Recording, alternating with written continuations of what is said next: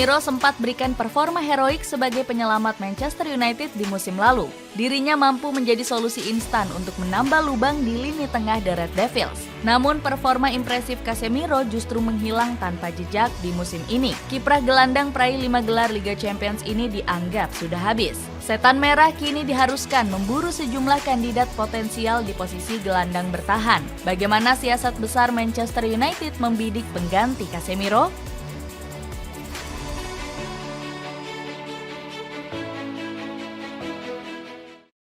Ketergantungan vital pada Casemiro. Di musim perdananya, Casemiro langsung menjadi bagian vital di lini tengah Manchester United. Dirinya menyumbang 7 gol serta 7 assist dari 53 penampilan di musim lalu. Namun, kehadiran Casemiro sempat dikecam oleh Graham Souness selaku analis Sky Sports. Casemiro tidak punya jangkauan umpan yang bagus. Dirinya tidak akan membuat penguasaan bola Manchester United menjadi lebih baik, kecam Souness. Analisis Souness justru meleset jauh karena Casemiro membuktikan kualitasnya. Dirinya berhasil membantu Erik ten Hag meraih trofi pertamanya di Old Trafford. Casemiro mengemas 1 gol lewat tandukan terukur ke gawang Newcastle United di final Carabao Cup. Ten Hag memuji penampilan sang pemain di laga tersebut. Varane, De Gea, dan Casemiro tahu cara untuk memenangi trofi. Anda membutuhkan mereka di lapangan untuk mengatur permainan, terutama dari sisi mental dan ambisi untuk menang, ungkap Ten Hag. Marcus Rashford juga memuji performa Casemiro sebagai jenderal di lapangan tengah. Kepemimpinan dan pengalaman Casemiro berdampak besar untuk kami. Dan ketika dia berada di lapangan, ada perasaan aman yang melindungi kami dari belakang, tegas Rashford. Casemiro menyuntikkan kualitas jempolan di lini tengah Manchester United. Sebagai gelandang bertahan, dirinya punya kontribusi vital dalam merusak penguasaan bola lawan. Peran kunci Casemiro untuk Manchester United langsung terasa di awal musim lalu. Dirinya membawa Setan Merah hanya kalah 2 kali dari 15 pertandingan. Casemiro mencatat 34 intercept serta 50,42% duel sukses per 90 menit. Musim lalu, dirinya menjadi satu-satunya gelandang Setan Merah yang berhasil mencatat 60 sapuan. Di Premier League, Casemiro menempati peringkat keempat dalam statistik jumlah tackle. Mantan pemain FC Porto ini mengemas 88 tackle di sepanjang musim lalu. Erik ten Hag lantas mengkombinasikan atribut defensif Casemiro dengan Christian Eriksen. Kedua pemain ini berhasil mengemban peran sebagai duo gelandang poros di lini tengah. Kekuatan defensif Casemiro bertemu dengan kreativitas dan visi cemerlang Eriksen. Hasilnya, lini tengah Setan Merah punya keseimbangan saat bertahan dan menyerang. Ten Hag menyorot peran kedua pemain ini dengan pujian positif.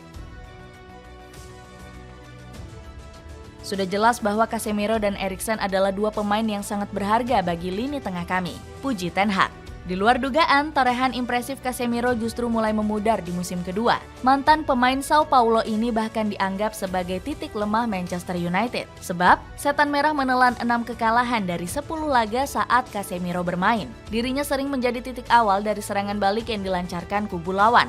Casemiro kerap naik terlalu jauh hingga meninggalkan zona permainannya. Alhasil, lini pertahanan Setan Merah sering terbuka lebar karena minim pengawalan dari lini tengah. Casemiro juga hanya mengemas 2,9 tackle, 0,7 intercept, dan 2,3 sapuan dalam 90 menit. Di musim lalu, dirinya mencatat statistik yang lebih baik dengan 3,8 tackle, 1,4 intercept, dan 2,6 sapuan. Casemiro juga kehilangan bola lebih banyak dengan catatan 12,3 kali per 90 menit. Penurunan performa sang pemain juga disebabkan karena eksperimen Erik ten Hag di lini tengah. Faktanya, sang pelatih sudah 6 kali merombak komposisi gelandang tengahnya di 11 laga awal musim ini. Jamie Carragher turut mengomentari turunnya performa Casemiro. Zona permainan Casemiro sering terbuka dan dirinya tidak bisa menutupnya sendirian, tukas Carragher. Kritikan untuk Casemiro juga dilontarkan oleh Gaby Agbonlahor selaku pundit Talksport. Casemiro sekarang berusia 45 tahun saat menjelajah lapangan. Dirinya harus ditarik keluar pada menit 65 untuk digantikan Hannibal, seorang pemain muda, karena Casemiro tampil seburuk itu.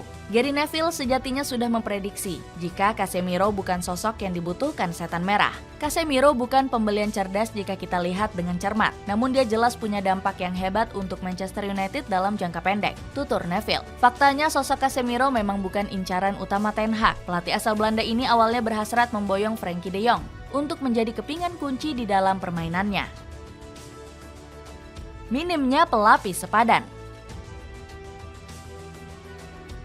Casemiro juga dihantam cedera hamstring yang membuatnya absen panjang sejak bulan November. Erik ten Hag mengaku kecewa harus kehilangan sang pemain. Casemiro tidak akan tersedia dalam waktu yang cukup lama. Ini akan menjadi kehilangan yang besar untuk kami, ujar ten Hag. Casemiro juga sempat menderita cedera ankle saat bersama timnas Brazil. Absennya Casemiro menjadi masalah besar untuk Manchester United. Pasalnya, setan merah tidak punya opsi gelandang bertahan murni.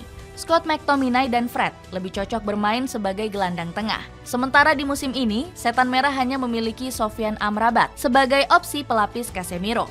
Namun gelandang asal Maroko ini masih tampil di bawah ekspektasi. Dirinya hanya punya 85,9% akurasi umpan, yang dibarengi dengan 0,4 kunci per laga. Performa Amrabat di laga kontra Manchester City sempat dikritik oleh Peter Schmeichel. Amrabat sejauh ini masih terlalu lamban hingga membuat Manchester City bebas melakukan apapun yang mereka inginkan, tegas Schmeichel.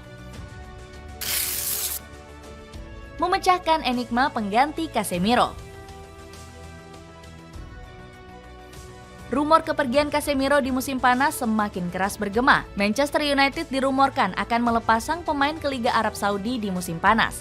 Kini, Manchester United diharuskan segera mencari pemain yang mampu menjadi pengganti. Nama pertama yang dirumorkan diincar setan merah adalah Amadou Onana. Pemain Everton ini pernah dipuji oleh Roberto Martinez saat masih melatih timnas Belgia. Onana punya karakter yang kuat, dirinya tidak pernah bersembunyi dalam bola. Onana meminta bola dan berani berduel, tegas Martinez. Onana piawai memainkan peran sebagai deep playing midfielder yang dibutuhkan Manchester United. Dirinya bakal menjadi penghubung antara lini belakang dengan lini depan. Peran sebagai gelandang perebut bola juga dapat dimainkan Onana dengan baik. Dirinya juga punya tinggi 195 cm yang andal dalam duel bola atas. Dilansir dari FBref, sang pemain memenangi 2,52 duel udara per 90 menit. Namun Onana kurang luas dalam build-up karena hanya mencatat 84,4% umpan sukses. Manchester United masih bisa melirik opsi lain dengan mengincar Martin Zubimendi. Pemain asal Spanyol ini punya statistik 1,7 tackle, 1,1 intercept, serta 5,6 kali merebut penguasaan bola per laga. Berbeda dengan Onana, Zubimendi punya akurasi umpan sukses sebesar 86,1%.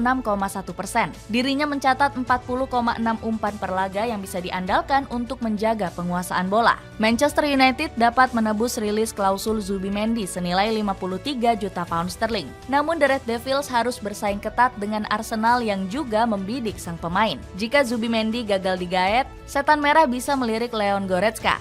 Pemain asal Jerman ini dianggap lebih berpengalaman dibanding Onana dan Zubimendi. Goretzka juga sempat masuk daftar jual Bayern Munchen di musim panas. Kabarnya sang pemain sudah tidak masuk dalam skema permainan Thomas Tuchel. Dibanding Zubimendi dan Onana, Goretzka justru punya statistik yang lebih mentereng. Pemain berusia 28 tahun ini punya akurasi umpan sukses yang lebih tinggi, sebesar 88,9%. Bayern Munchen akan melepas Goretzka dengan bandrol 50 juta euro. Manchester United dapat mempertimbangkan sang pemain sebagai pengganti sepadan Casemiro di lini tengah. Dengan performa Casemiro yang semakin menurun, siapakah gelandang anyar yang pantas didatangkan Manchester United?